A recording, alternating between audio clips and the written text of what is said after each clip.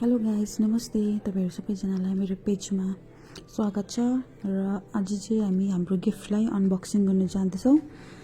यो दुईटा गिफ्ट चाहिँ हाम्रो घरबाट राति पठाइदिनु भएको हो। हामी जब राति फर्केर आए त्यति बेला हामी चाहिँ भोलिपल्ट हामी मेरो हस्बेन्ड र म भएर अब खोल्न जाँदैछौँ।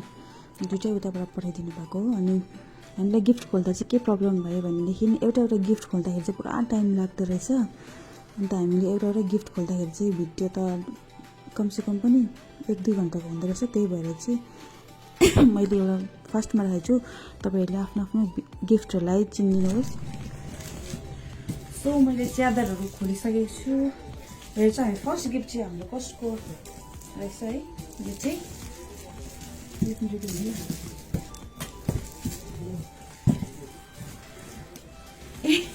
यो फर्स्ट गिफ्ट रहेछ मेरो दिदी भेनाको तिमी तार्कुबाट। बेस्ट विशेष फ्रम दिदी भेना तिमी तार्कु।